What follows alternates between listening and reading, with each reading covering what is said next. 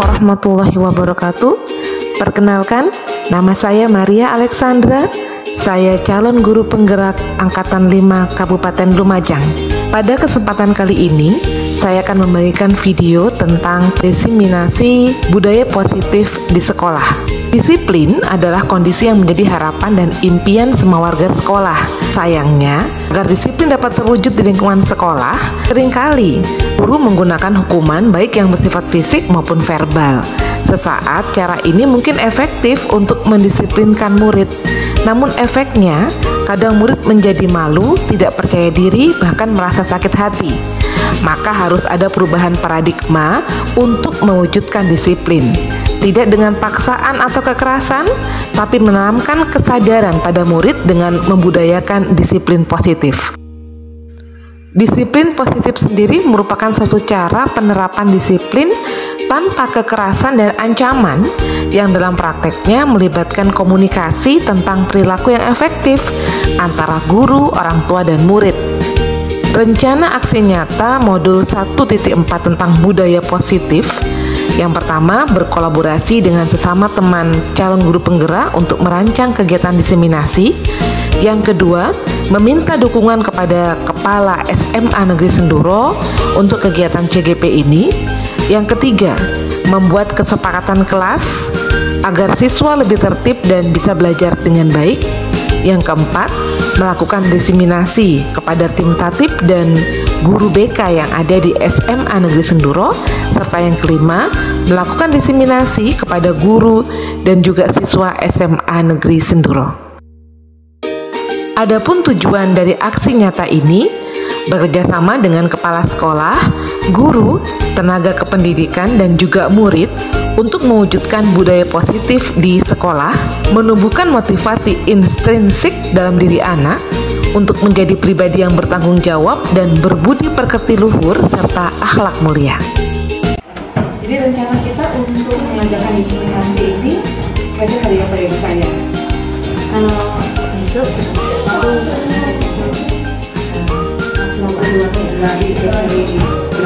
kami sangat berapa? Kita perlu pembagian tugas ya. Bagian tugas kira-kira kalau menurut saya itu gini, kan kita karena bertiga, ada yang jadi moderator, kemudian pematerinya juga. Moderator itu berarti yang membuka dari awal, kemudian mengarahkan diskusi sama memberikan kesempatan untuk pembicara ini ngobrol. Kita fokus menjadi moderator. Saya bisa. Moderatornya berarti moderatornya berarti Bu Rati. Terus pemateri pertama, pemateri kedua. Pemateri pertama itu tentang kesepakatan, kemudian keyakinan dan budaya positif. Sedangkan materi kedua tentang restitusi serta segitiga situ. Begitu ilmu yang lain. terserah jangan aku kan. Apa yang pertama ya? Jadi yang pertama, saya yang kedua ya. Jadi nanti enggak jam. Saya juga bisa sambil menyimpulkan, mengkaitkan dengan ya. Jadi pemateri pertama ini bertitik tentang kesepakatan kelas, keyakinan serta budaya positif. Saya restitusi dan segitiga situ. Jadi kan itu tapi kita bisa menghadap ke Pak Pasar ya izin Pak izin untuk melaksanakan diseminasi. Mungkin perlu kita bicarakan. Nggak ada ya kan kita nanti. Oke.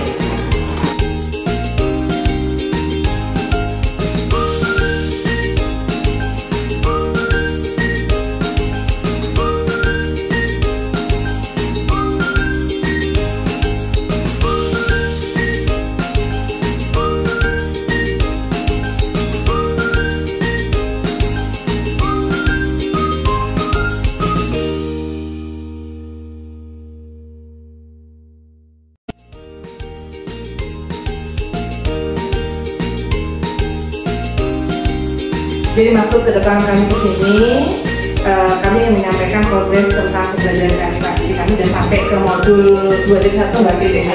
Oke, di sini ada dan setelah kita kan ada saya, ada Bu Tati dan ada Bu Titi yang mengikuti kegiatan pendidikan guru penggerak. Dan untuk menyelesaikan modul pertama itu kami mendapat tugas diseminasi Pak sebenarnya tentang budaya positif. Bagaimana kita bisa menyampaikan kepada teman-teman yang ada di sekolah ini tentang budaya positif, kemudian bagaimana pelaksanaannya biar itu bisa didukung oleh semuanya. Karena kalau cuma misalnya cuma beberapa orang kan nggak mungkin tercipta budaya positif di sekolah ini.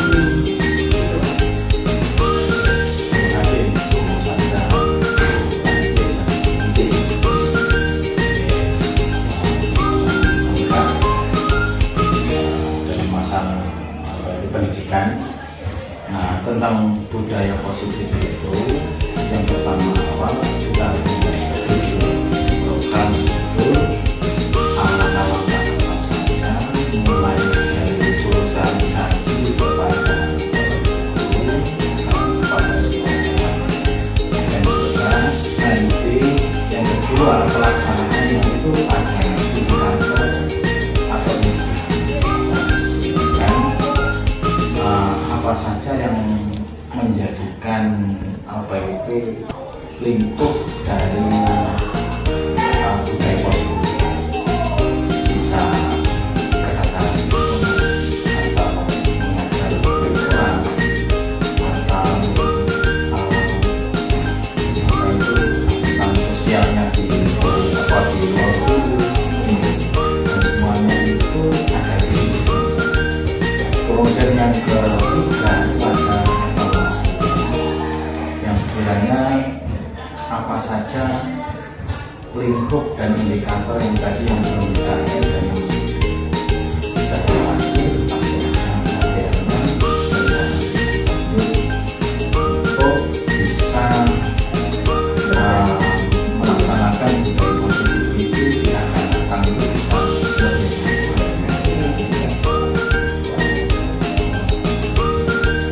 Jadi pada dasarnya berarti mendukung ya Pak untuk mengadakan diseminasi. Tentu tadi kami sudah ngobrol bertiga kalau seandainya kita tuh mengadakan insya Allah tuh besok itu nanti kita mungkin minjem tempat sama LG. Baik, representatifnya karena memang kan dalam masa pandemi. Jadi kita memulai dari awal harusnya sebelum ini, tapi kesempatannya baru bisa sekarang. Bapak Ibu yang saya hormati, jadi tadi yang sudah disampaikan oleh Pak Yatin ya, intinya memang dalam penerapan aktif di sekolah kita, saya rasa semuanya sepakat bahwa kita ingin menerapkan disiplin positif. Apa yang dimaksud dengan disiplin positif itu? Jadi kita itu berupaya memahamkan kepada siswa tentang aturan yang sudah kita sepakati bersama. Nah ini harus digarisbawahi, sepakati bersamanya ini, ya. Tapi tanpa kekerasan dan juga tanpa ancaman. Nah, untuk bisa mereka itu memahami apa sih yang sudah disepakati, nanti mungkin kita perlu merumuskan ini. Apa aktif perlu masuk ke kelas untuk mengingatkan kembali aturan yang sudah disepakati di awal saat mereka jadi siswa baru, gitu ya. Karena ada beberapa wali kelas yang menyampaikan ke saya, Bu, wali kelasku ada yang nggak sampaikan ini aturan-aturan ke siswa. Jadi siswa itu ada yang tidak paham. Kalau misalnya dia tidak pakai dasi itu ada poinnya, kalau dia terlambat ada poinnya. Memang sudah 2 tahun Pak, kita itu kan meminta tadi kan ya. Gitu. Jadi saya mengumpulkan ini dalam rangka seperti itu. Assalamualaikum warahmatullahi wabarakatuh. Waalaikumsalam. Selamat siang. Kali ini kami dari CGP Angkatan 5 akan mendiseminasi tentang modul 1.4 budaya positif kepada Bapak Ibu guru sekalian. Jadi budaya positif ini akan diperkenalkan ke Bapak Ibu, langsung diterapkan ke anak-anak dan nanti akan berdampak ke lingkungan sekolah. Nah, kami dari CGP Angkatan 5, saya Ibu Rate Endawaya Tias, dan di samping saya Ibu Maria Alexandra, sebelahnya Ibu Titi Wayani akan menerangkan tentang modul 1.4 budaya positif tersebut.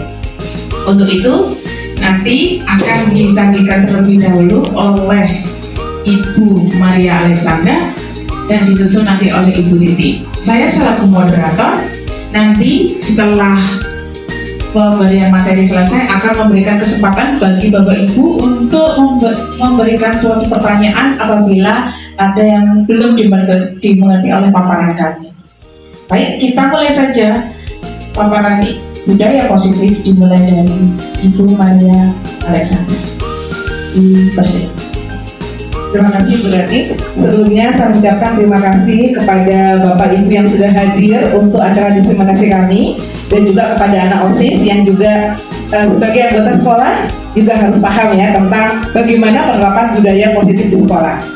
Sebelum saya memulai penjelasan, saya punya pertanyaan tematik dulu. Ya, setuju nggak sih Bapak Ibu guru semuanya dengan hukuman yang bahwa hukuman itu dapat mendisiplinkan siswa? Setuju nggak kira-kira? Setuju. Hukuman, benar ya, hukuman loh ya ini ya. Terus yang kedua, apakah pemberian hukuman dengan hal positif seperti membaca, membersihkan halaman sekolah itu dapat meningkatkan kedisiplinan anak? Ya. Nah, salah satunya. Yes. Oh, salah satunya seperti itu, gitu. Yes. Oke, nanti kita lihat. Dan yang terakhir, apakah memberi penghargaan kepada siswa itu bisa meningkatkan motivasi belajar? Nah, ini kan sesuatu yang sudah lazim, gitu, yang diterapkan oleh Bapak Ibu di sekolah.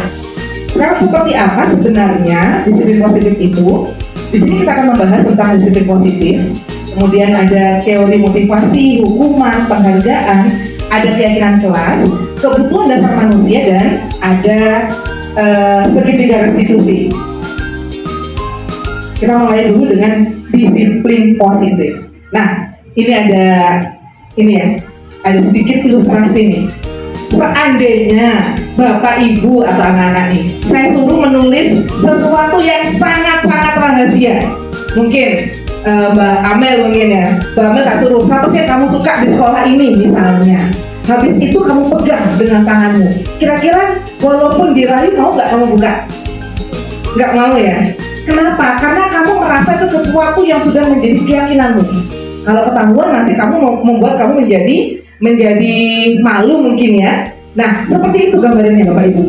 Bahwa seseorang yang sudah punya keyakinan, maka dia itu akan memegang teguh keyakinannya. Anak kita pun demikian. Pada saat melakukan sesuatu yang keliru, itu kan kenapa susah banget sih diluruskan? Karena mungkin itu sesuatu yang sudah dia yakini. Nah, di proses ini kita akan melihat bagaimana caranya agar mereka itu bisa merubah keyakinannya menjadi keyakinan yang memang benar. Nah, ini untuk merubah itu kadang kita sebagai Bapak Ibu guru ini juga memiliki pemikiran yang agak-agak gak tepat. Gimana tepatnya? Pertama, kita menganggap bahwa kita ini sebagai guru memang harus mengkontrol murid, gitu. Terus atau kita menganggap bahwa kritik itu membangun sehingga bisa menguatkan karakter anak. Atau bahwa penguatan positif, semua penguatan itu positif dan efektif serta bermanfaat. Atau orang dewasa itu punya hak sebenarnya untuk memaksa anak-anak agar mereka bisa berubah. Nah, kenapa dikatakan ilusi? Karena sebenarnya nanti kalau kita melihat tentang disiplin positif, kita nggak membutuhkan itu semua. Ada hal penting yang nanti bisa membuat anak-anak itu menjadi sadar sendiri di mana kekeliruan yang mereka lakukan. Nanti kita akan melihat. Oke. Di sini ada paradigma, ya. Paradigma tentang stimulus respon dan juga teori kontrol. Jadi misalnya ya, stimulusnya itu kita mencoba mengubah orang agar berpandangan sama dengan kita. Nah, sedangkan teori kontrolnya kita berusaha memahami pandangan orang lain tentang dunia. Jadi maksudnya gini, paradigmanya sekarang itu kan kalau kita ingin merubah seseorang yang berbuat salah, kayaknya kan dari kitanya. Pokoknya harus sesuai dengan apa yang kita inginkan. Cobalah kita sebagai orang yang pendidik ya di sekolah ini, coba kita merubah mindset kita. Kita nggak berupaya untuk meminta dia sesuai dengan apa yang kita pikirkan, tapi ini kita berusaha untuk memahami apa yang dilakukan oleh siswa, oleh anak didik kita tersebut. Apa yang dilakukan? Kenapa kok dia bisa melakukan seperti itu? Yang dimaksud dengan teori kontrol seperti itu. Jadi bagaimana kita berada di pihaknya si anak pada saat si anak ini melakukan sesuatu yang melanggar kesepakatan bersama. Nah, ini nanti kita lihat di ini ya. Nah, Dari penjelasan saya bahwa bagaimana kita bisa berada di pihaknya anak ya, menyelami apa yang menjadi proses berpikir anak sampai dia melakukan suatu kesalahan, maka dari sini kita bisa menyimpulkan sebenarnya disiplin itu apa. Kalau dilihat dari bahasanya ya, disiplin itu dinyatakan sebagai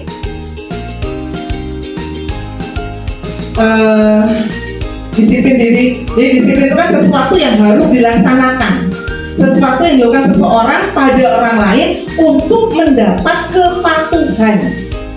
Jadi kecenderungannya menghubungkan kata disiplin dengan ketidaknyamanan, bukan dengan apa yang kita hargai atau pencapaian suatu tujuan mulia.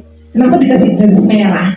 Karena memang di sini itu penting sekali kita pahami pada saat kita ingin mendisiplinkan, kita ingin membuat perubahan mainstream kita tentang bagaimana menangani persoalan siswa.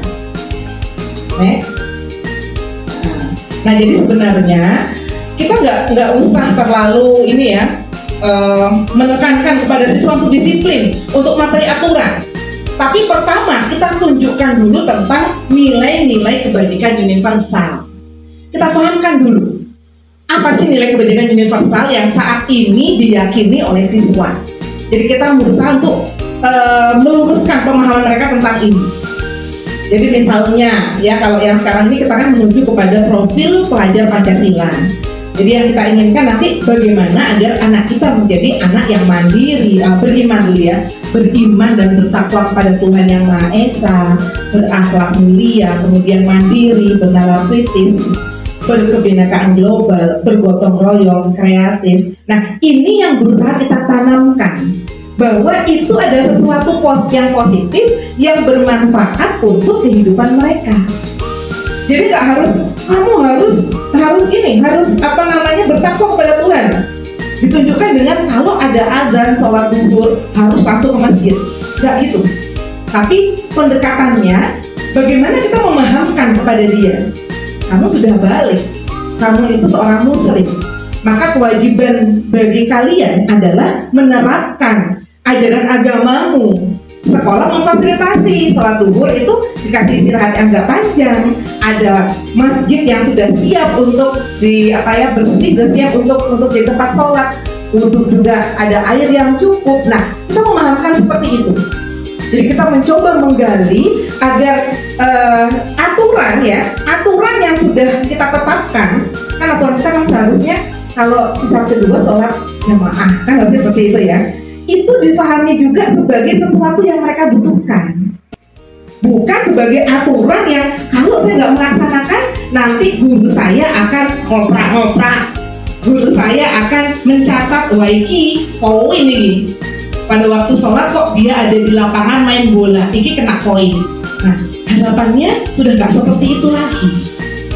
Nah jadi kata kuncinya di sini, bagaimana kita memahamkan kepada anak kita bahwa aturan yang kita berikan kepada mereka sebenarnya itu adalah keyakinan bersama yang harusnya muncul dalam diri mereka. Kenapa? Karena itu mereka butuhkan dalam kehidupan mereka. Mandiri, ya, mandiri atau disiplin ya, disiplin misalnya, disiplin. Dia harus aturannya dia berpakaian sesuai dengan atribut ya, sesuai dengan apa yang sudah diaturkan ya. Misalnya Senin pakai putih abu-abu seperti itu, pakai topi, pakai dasi. Nah itu diartikan sebagai sesuatu yang memang bermanfaat bagi hidup dia, pelajaran agar nanti kalau dia sudah keluar dari sekolah kita, dia juga bisa mengikuti aturan-aturan yang sama yang ada di tempat kerjanya, di masyarakatnya. Nah itu yang kita lakukan. Jadi bukan sekedar ini aturan kamu harus melaksanakan, kalau nggak melaksanakan kamu dapat poin. Tidak seperti itu. Oke, nah untuk seperti itu ya, untuk bisa sampai murid sadar seperti itu, memang kita sebagai guru itu harus berperan lebih. Makanya sini kami meminta teman-teman hadir di sini biar kita semua punya pemahaman yang sama ya, pemahaman yang sama. Kita harus punya peran lebih. Kita harus bisa memotivasi anak kita sehingga mereka punya keyakinan kayak tadi itu. Jadi sebenarnya proses suatu aturan itu bisa sampai menjadi hal yang dilaksanakan dengan ikhlas ya. Itu kalau peraturan tadi menjadi kebutuhan dan juga menjadi keyakinan. Peraturan menjadi kesepakatan, kemudian menjadi keyakinan. Nah, ini juga bisa teman-teman terapkan di dalam kelas hanya dengan semuanya.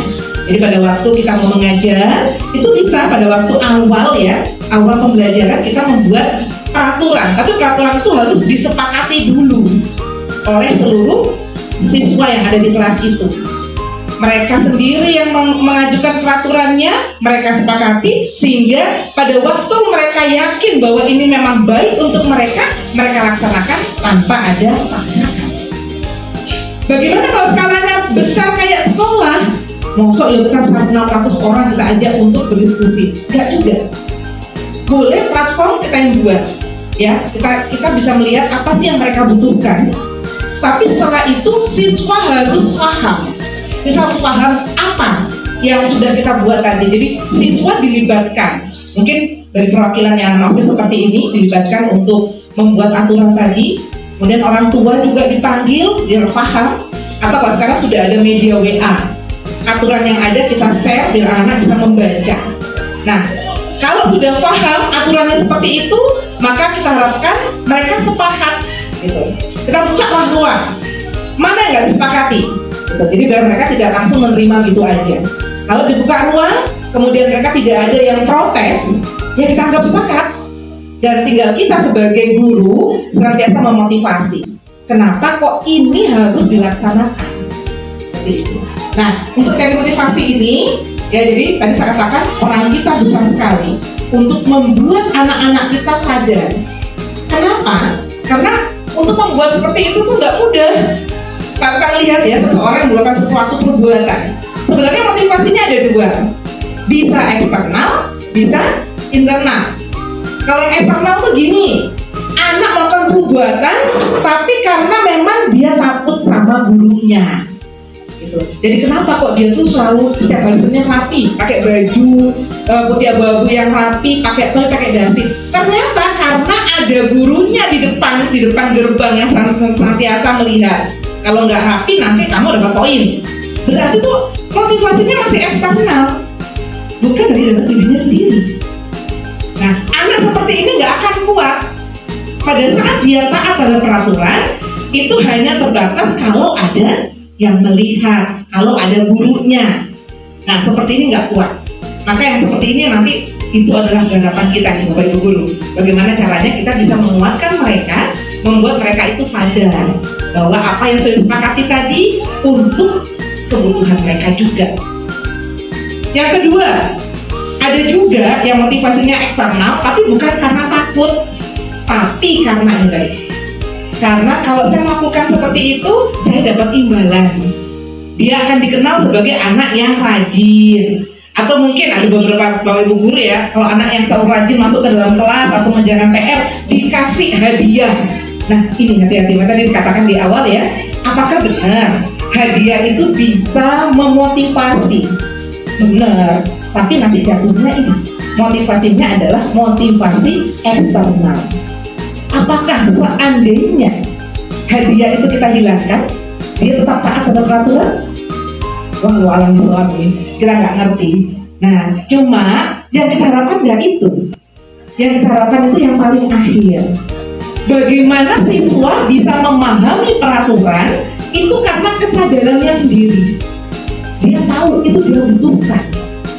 Dia nggak mau terlambat datang ke sekolah karena dia butuh. Kalau dia terlambat, dia akan ketinggalan pelajaran. Kalau dia terlambat, dia akan malu masuk ke dalam kelas karena gurunya udah terangin.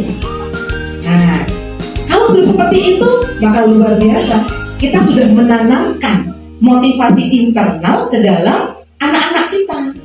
Dan itu yang kita harapkan, sehingga mereka melakukan sesuatu atas kesadaran mereka sendiri, bukan karena ada yang memantau ataupun ada yang memberi hadiah tadi. Oke, untuk bisa sampai menuju ke arah tadi ya, kesadaran itu berasal dari internal. Maka pada waktu ada masalah, kita menyelesaikannya juga nggak langsung di Makodim misalnya mungkin kalau sekarang itu ya. Ada yang salah kita panggil, YG poin gitu.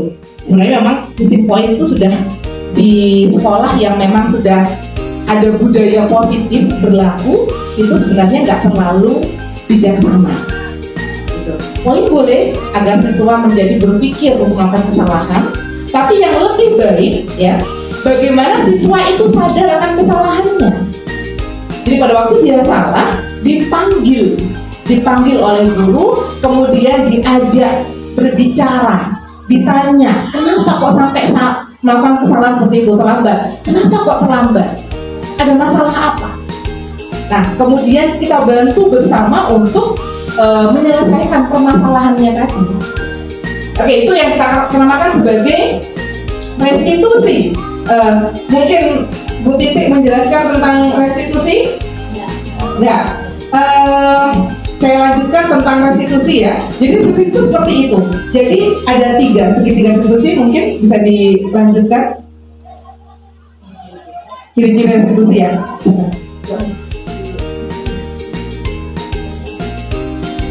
Saya lanjutkan. Jadi dalam restitusi itu bukan untuk menebus kesalahan, tapi untuk belajar dari kesalahan. Kemudian untuk memperbaiki hubungan. Tawaran bukan paksaan. Restitusi itu menuntut untuk melihat ke dalam diri. Lanjut, restitusi itu mencari kebutuhan dasar. Restitusi adalah cara yang paling baik. Restitusi itu fokus pada karakter, bukan tindakan.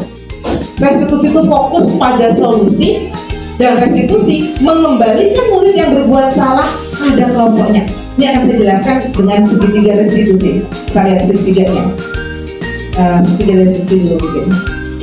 Biar jelas bagaimana prosesnya ya, sampai bisa menghasilkan seperti itu.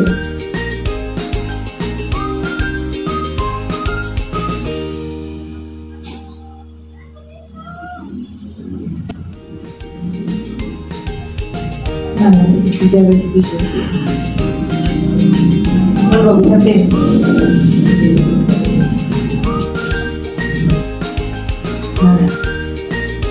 Oke, saya lanjutkan. Jadi untuk bisa menyelesaikan permasalahan siswa, itu kita menggunakan restitusi.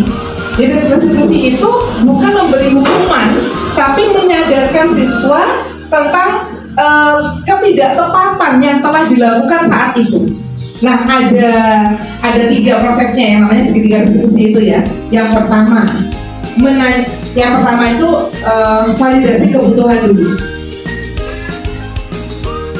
Kamu tentu punya alasan mengapa melakukan itu, atau adakah cara yang lebih efektif untuk mendapatkan apa yang kamu butuhkan. Jadi saya gini, kita sudah membahas tentang anak yang terlambat.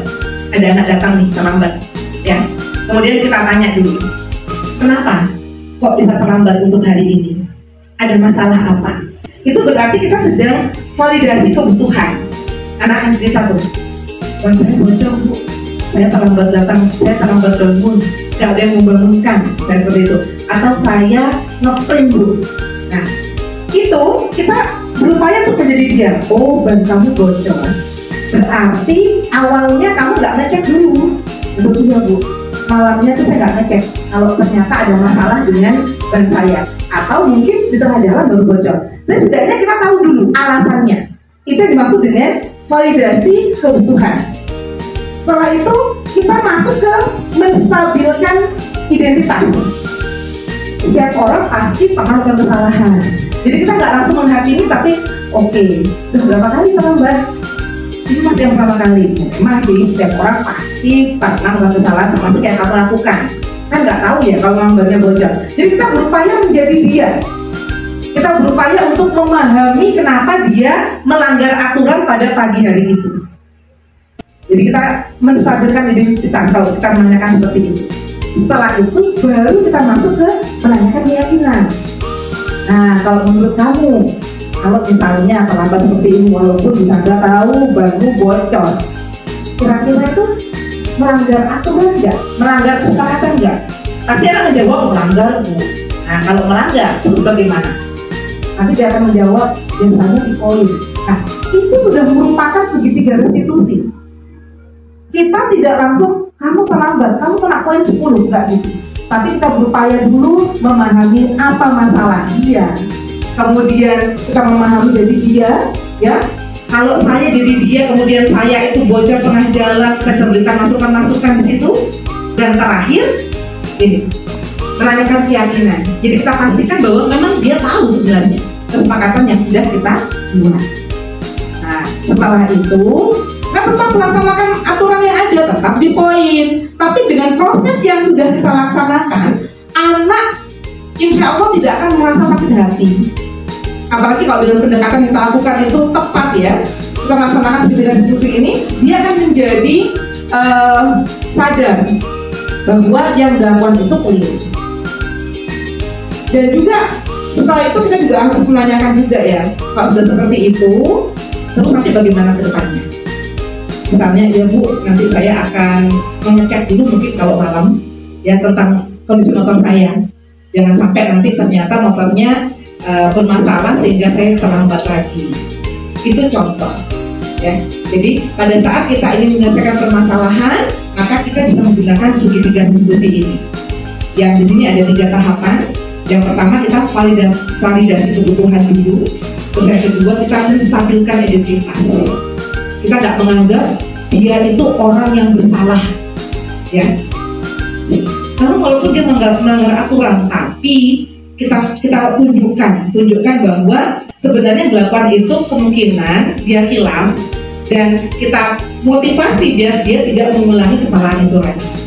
Dan yang terakhir kita menanyakan keyakinan untuk memastikan, tahu nggak sih kamu aturan yang sudah kita sepakati bersama di sekolah ini. Dengan demikian nanti anak menjadi sadar akan kesalahannya. Nah ini contoh ya, contoh kata-kata yang biasanya digunakan untuk menstabilkan identitas. Misalnya, berbuat salah itu hal yang manusiawi, nggak ada manusia yang sempurna. Ibu juga pernah buat salah kok. Gitu. Atau ibu nggak tertarik untuk mencari tahu siapa yang benar, siapa yang salah. Tapi ibu ingin bersama kamu kita menyelesaikan masalah yang kamu hadapi ini. Validasi kebutuhan. Nah, ini kalau dari kebutuhan itu kita bisa membantu siswa untuk mengenali kebutuhan yang ingin diperolehnya. Kata-katanya misalnya ini, saya yakin kamu pasti punya alasan kenapa kok melakukannya. Saya terlambat tadi, pasti punya alasan kenapa terlambat. Ya, kamu boleh tetap berusaha menjaga sikap itu, tapi cobalah sikap yang lain. Maka kamu belajar cara lain untuk mendapatkan hal yang kamu butuhkan. Nah, itu contoh kata-kata yang menunjukkan bahwa pada saat itu kita sedang melakukan validasi kebutuhan siswa. Dan ini yang menanyakan keyakinan. Apa nilai yang kita percaya di kelas ini atau di sekolah kita? Atau nilai universal apa yang telah tersepakati? Kelas ideal seperti apa yang kamu inginkan? Nah, itu kita berusaha menanyakan keyakinan.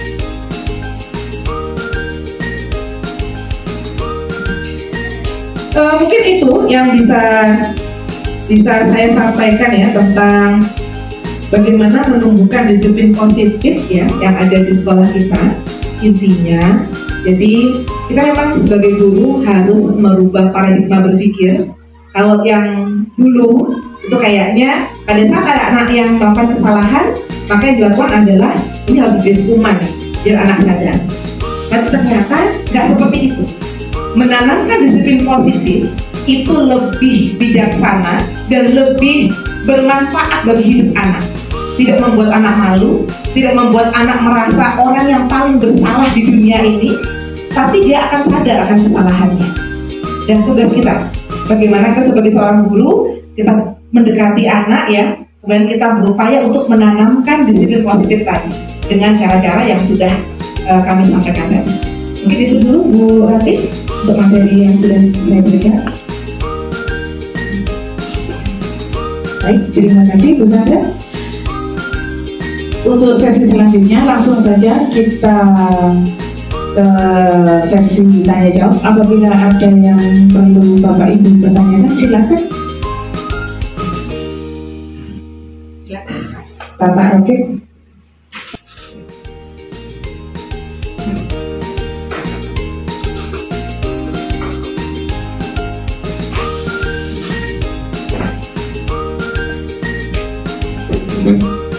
Assalamualaikum warahmatullahi wabarakatuh. Nah, di sini saya mau bertanya, ini untuk meningkatkan disiplin positif. Nah, terkait dengan anak yang terlambat sekolah. Nah, ini anak-anak kita kan ada yang rumahnya jauh dan juga ada yang tidak punya orang tua, istilahnya yatim. Nah, itu ada beberapa anak, nah itu sering terlambat. Nah, itu kalau anaknya cerita ada yang bangunkan Pak, yang makanya terlambat. Nah, apa yang harus dilakukan ya? Kalau sudah sarapan ditanya belum, sudah terlambat, belum sarapan, punya orang tua, itu sedih. Terus baiknya kita menyikapinya seperti apa? Jangan jauh lagi. Demikian yang bisa saya tanyakan. Terima kasih.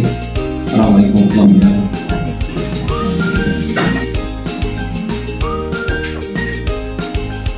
Baik.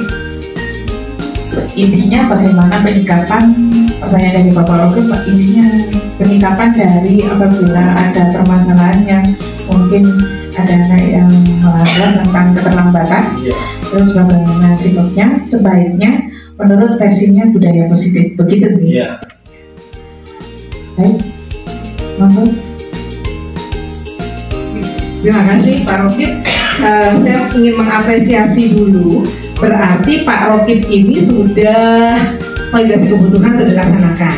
Kan tahu tadi ya, kenapa kok terlambat? Yang pertama karena dia tinggal sendiri, kemudian dia terlambat bangun, nggak ada yang membangunkan. Berarti tidak langsung memberikan hukuman kepada siswa, tapi ditanya dulu. Itu berarti Pak Rokib sudah melaksanakan validasi kebutuhan. Dan tapi seperti itu. Jadi kita nggak langsung kita putih ya pada saat ada anak semuanya terlambat, ada 5 anak terlambat semuanya kita kasih langsung kita kasih hukuman, nggak gitu. Tapi kita coba untuk bertanya dulu penyebabnya. Terus yang kedua, setelah kita tahu penyebabnya, kita berupaya untuk memberikan solusi.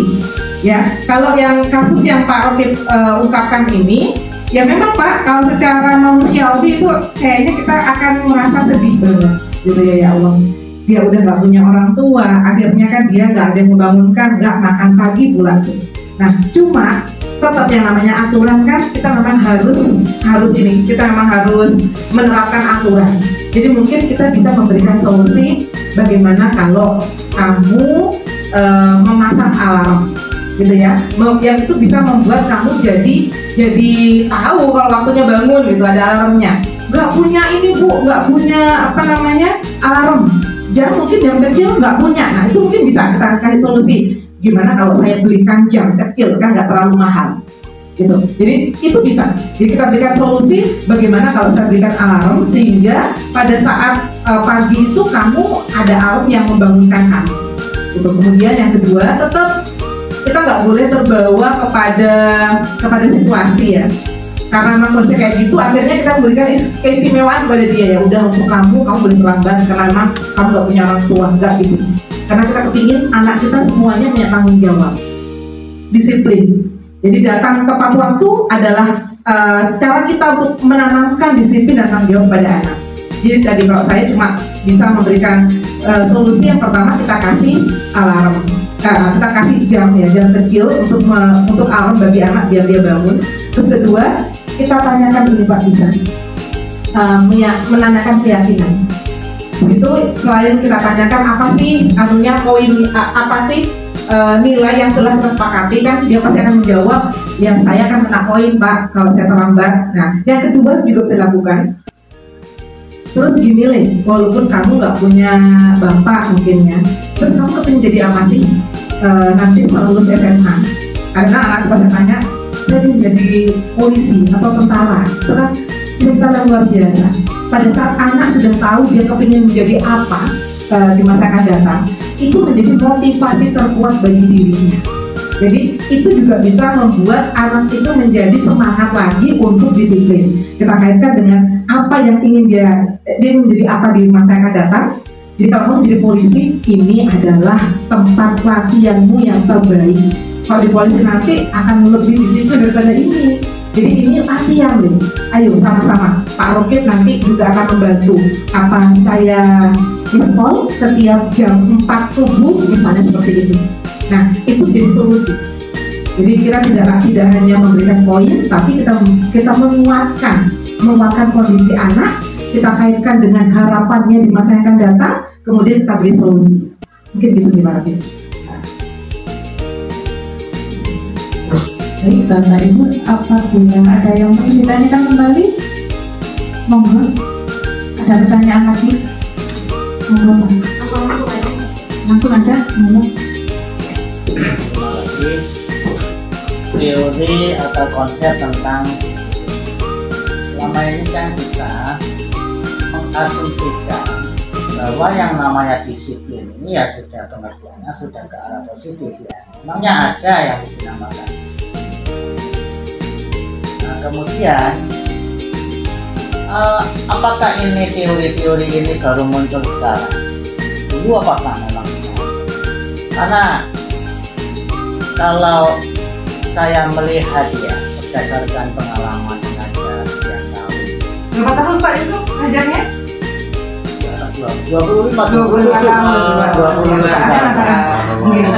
Di berbagai lembaga sekolah juga ya, dan itu akhirnya akan menjadi sebuah perbandingan ya, antara anak-anak zaman dulu yang ketika itu masih belum zaman bersosial itu ya, kadangkala yang diterapkan ketika penanaman disiplin itu tidak selalu yang seperti diutarakan, tidak berhasil gitu ya. Jadi ada memang dua orang guru yang ketika menggunakan cara-cara penanaman disiplin itu ya dengan tangan besi. Kekerasan juga. Ya kalau dikatakan kekerasan ya tidak juga, tapi tegas di situ ya, sampai gebrak meja, kemudian ya nggak sampai kekerasan sih, dalam pengertian kekerasan ngapel dan sebagainya tidak ya. Kalau boleh saya munculkan nama itu, misalnya seorang tokoh di Lumajang nih, seperti seorang bapak Diana, guru matematika. Sangat terkenal sekali ya namanya Pak Bak. Dan murid-muridnya beliau itu berhasil semua. Ya, apakah dia itu di bidang IPA atau di bidang sehingga memang mungkin ya dalam kasus-kasus tertentu ketika di dalam sebuah kelas ini di situ kok banyak anak-anak yang nakalnya dengan cara-cara biasa tidak bisa memang. Dan kadang-kala juga teori ini juga saya gunakan dan ada hasilnya gitu. Dengan gebrak meja, dengan suara lantang, tapi kan kita itu juga bisa mengukur pada saat kapan kita itu menggunakan intonasi yang keras, pada saat kapan kita itu ngelem anak misalnya seperti itu. Alhamdulillah itu sering saya lakukan seperti itu dan juga ada hasilnya. Maka apakah cara-caranya seperti ini kemudian dikatakan sebagai disiplin yang negatif? Kok tadi itu ada istilah disiplin positif? Itu saja yang saya. Intinya dari pertanyaan Bapak, apakah itu termasuk disiplin yang contoh-contoh seperti menggebrak meja itu apakah itu disiplin yang negatif begitu ya? Karena yang tidak ada tadi kan muncul istilah disiplin negatif, yang ada disiplin positif gitu kan. Ya. Baik, terima kasih Bapak. Mungkin dari Bu Maria atau Bu Anu bisa menjawab? Atau saya jawab dulu? Kalau yang dari materi yang budaya positif ini memang cara-cara seperti itu tidak ditunjukkan, tidak dimunculkan karena memang di sini di budaya positif ini, di disiplin positifnya namanya juga kalau istilah disiplin itu kan mesti dengan berbagai cara. Cuman di sini dalam segitiga restitusi kita perlu memunculkan hal-hal yang pengganti dari sebuah hukuman. Nah, kadang-kala kita sebagai guru itu memang perlu menggunakan cara-cara yang bervariasi untuk untuk supaya mendisiplinkan siswa, yang namanya mendisiplinkan siswa pasti berdampak yang positif. Cuma di sini di budaya positif itu diganti dengan hal-hal yang lebih meyakinkan bahwa anak tersebut tidak merasa dihukum, dan masuk ke kelas itu dengan suasana hati yang bahagia, tetap bahagia walaupun dia melakukan kesalahan-kesalahan itu, dan ada poin-poinnya yang harus dia konsekuensi itu harus dia lakukan. Terus tapi masuk ke kelas dia perasaannya bahagia, tidak merasa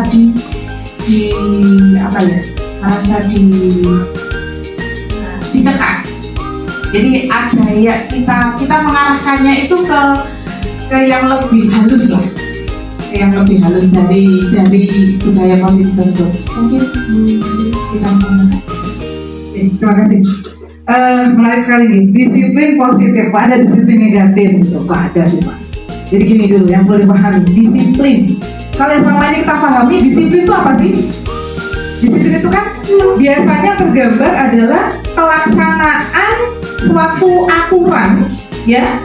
Apabila karena kalau nggak dilaksanakan nanti ada konsekuensi yang akan dia terima, entah itu nanti dapat hukuman atau dapat sesuatu yang tidak mengenakan. Nah, jadi biasanya disiplin itu dikaitkan dengan hukuman. Itu kan ya, biasanya kan gitu ya, disiplin dikaitkan dengan hukuman. Jadi kalau misalnya kita nggak disiplin, ya nanti kamu akan dapat hukuman dari situ. Nah, di materi disiplin positif ini, disiplin nggak diartikan seperti itu. Berarti disiplin itu adalah keyakinan yang harus muncul dari dalam diri seseorang untuk bisa melaksanakan kesepakatan yang sudah diyakini bersama, dan itu merupakan suatu kebaikan. Gitu. Jadi memang ini dikatakan disiplin positif karena itu munculnya harus dari keyakinan dirinya sendiri, bukan karena adanya faktor luar berupa hukuman atau berupa imbalan tadi. Jadi yang disebut disiplin positif seperti itu. Jadi lebih kepada bagaimana seseorang itu memiliki keyakinan bahwa memang dia harus melakukan hal tersebut. Itu disiplin. Apakah di disiplin positif ini tidak boleh menggunakan sesuatu yang bersifat fisik kayak gebrak meja atau verbal?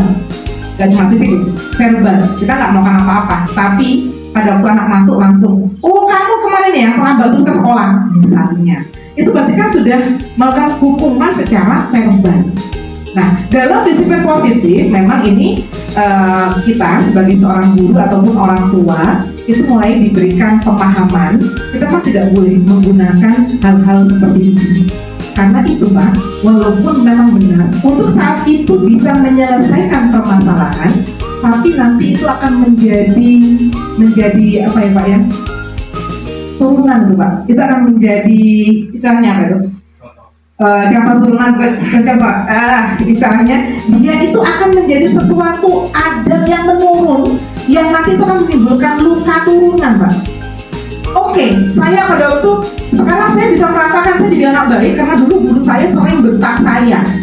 Tapi pada waktu dulu coba kita flashback kembali, apakah dulu saya seperti itu?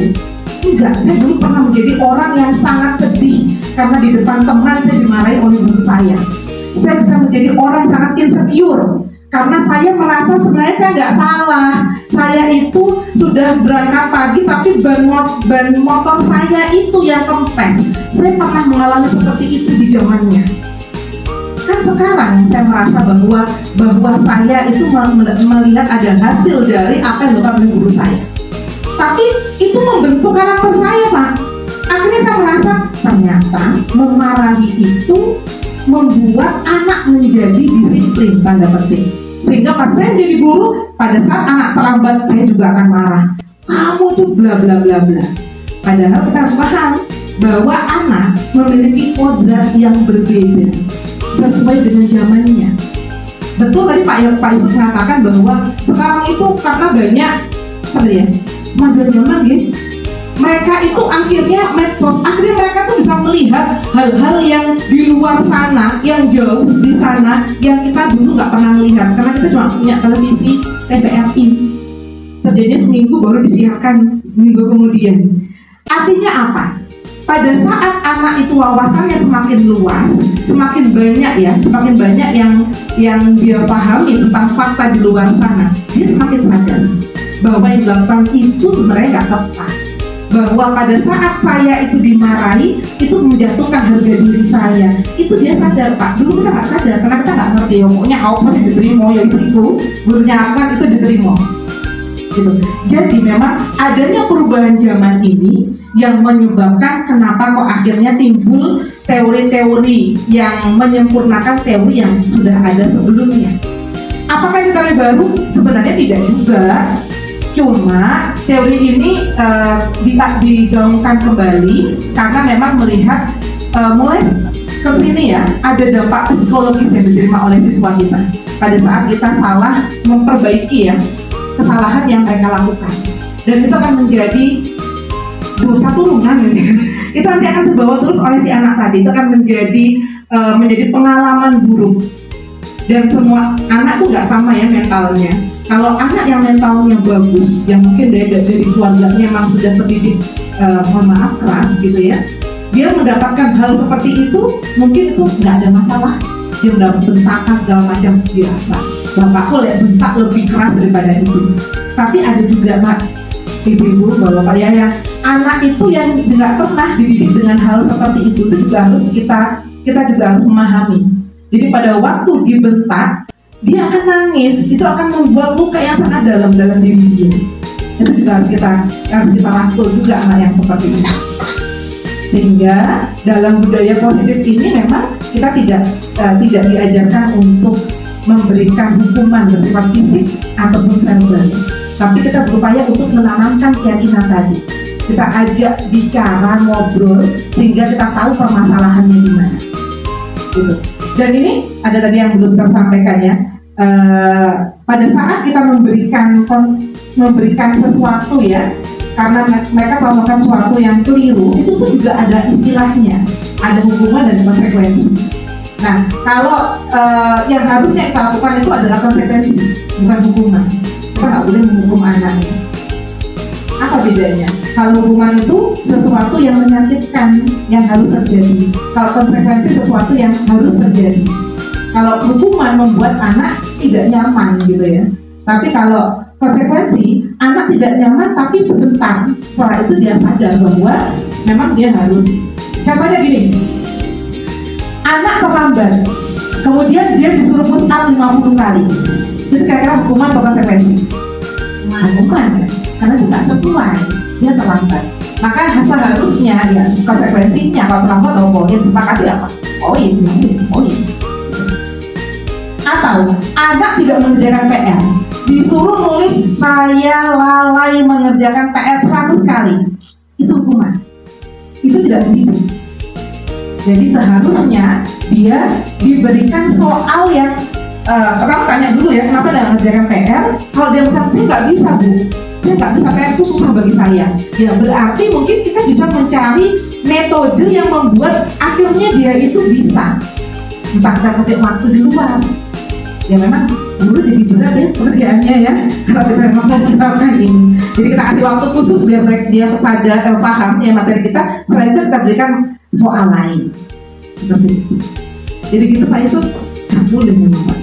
Oh iya, masalah kabul itu ya sebenarnya sudah paham. Ada nggak ya kira-kira sebuah penelitian dengan penerapan teori-teori ini kemudian di situ itu akan menghasilkan hal-hal yang positif? Ada nggak ya sebuah penelitian? Kalau yang kami dapatkan memang belum ada penelitiannya secara langsung, tapi secara psikologis pada saat anak itu tidak pernah mengalami sesuatu yang hukuman yang bersifat fisik atau verbal yang itu menyakitkan, membuat dia menjadi insecure, itu membuat anak menjadi lebih semangat untuk pergi ke sekolah. Gitu. Jadi memang di sini yang kalau saya lihat ya, bagaimana kita menumbuhkan semangat anak, motivasi anak untuk senang dengan sekolah dulu. Kayaknya itu memang yang ingin ditanamkan. Pada saat dia sudah senang ke sekolah, sudah merasa bahwa sekolah itu tempat yang menyenangkan bagi dia, nanti guru bisa berbuat sesuatu kepada dia, bisa memberikan ilmu, bisa memberikan teladan positif yang itu mudah untuk dia pelajari. Tapi kalau anak sudah malas ke sekolah karena aku ketemu bapak ibu yang nanti pasti aku disuruh maju ke depan, aku pasti suruh ini suruh itu dari awal anak itu nggak semangat untuk ke sekolah. Itu sudah menghilangkan motivasi dia. Padahal motivasi itu yang utama untuk merubah sikap anak. Ini Pak.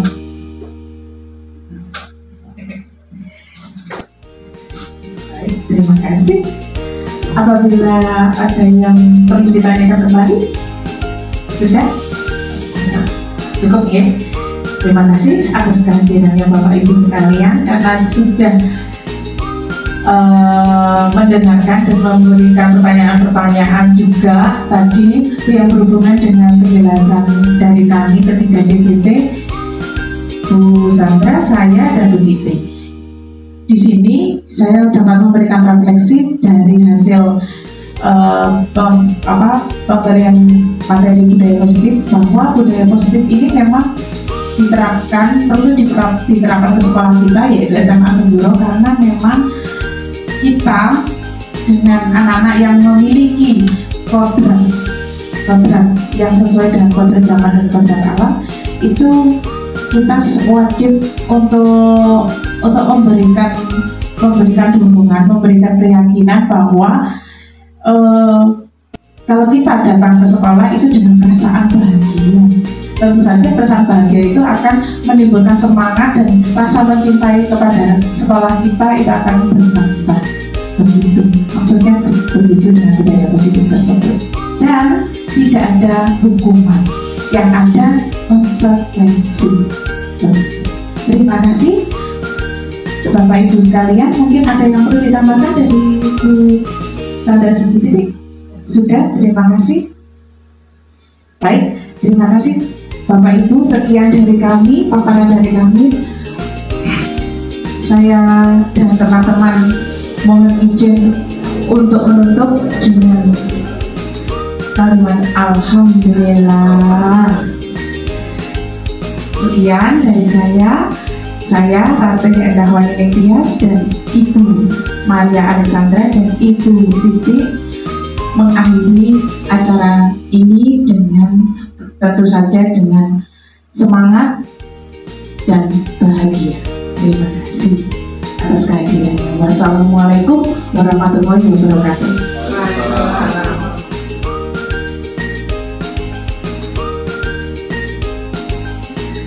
Assalamualaikum warahmatullahi wabarakatuh. Nama saya Muhammad Abdul Ibrahim, salah satu di SMA Semburo yang telah mengikuti diseminasi dari Ibu Maria Alexandra terkait dengan guru penggerak.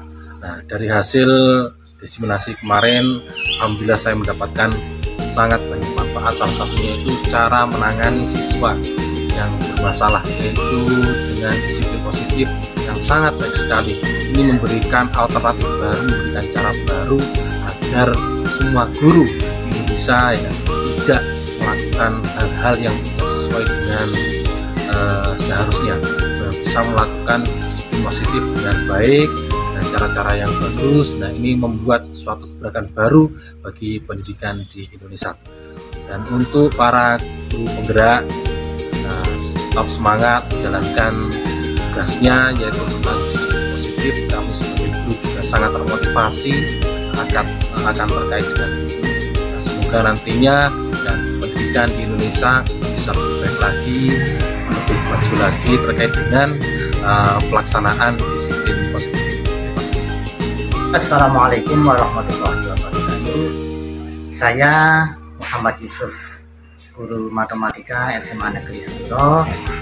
Alhamdulillah, melalui pemaparan yang telah diberikan oleh tim dari calon guru penggerak, saya telah mendapatkan sebuah materi tentang disiplin positif. Alhamdulillah, dengan pemaparan disiplin positif ini di kurikulum Merdeka ini nampaknya baru, dan alhamdulillah ini bagus sekali apabila diterapkan untuk penanaman disiplin positif bagi para siswa khususnya di SMA Negeri Semburo. Ya, mudah-mudahan dengan materi-materi tentang disiplin positif ini, insya Allah kedepannya murid-murid kita dari SMA Negeri Sindoro ini akan lebih baik lagi, dan juga para pengajar, Bapak Ibu, dengan menggunakan metode disiplin positif ini sudah tidak ada lagi penanaman disiplin yang sementara dulu itu mengarah kepada sesuatu yang kurang baik. Itu saja mungkin ya. Silakan kepada Bapak Ibu guru, calon guru penggerak ini menerapkan, dan insya Allah kita semuanya akan melakukan apa yang telah diterapkan melalui materi-materi disiplin positif ini. Dan kedepannya saya yakin SMA Negeri Sindoro dengan penanaman disiplin positif ini akan menuju ke arah yang lebih baik. Kepada calon guru penggerak, saya memberikan apresiasi satu. Yang kedua, saya juga menyarankan tetap semangat ya, tetap semangat. Apalagi dengan satu materi ini ya, penanaman disiplin yang positif ini, saya yakin calon-calon guru penggerak ini sebagai garda terdepan, untuk penanaman disiplin positif, dan juga akan diikuti oleh Bapak Ibu guru yang lainnya. Sekian, terima kasih.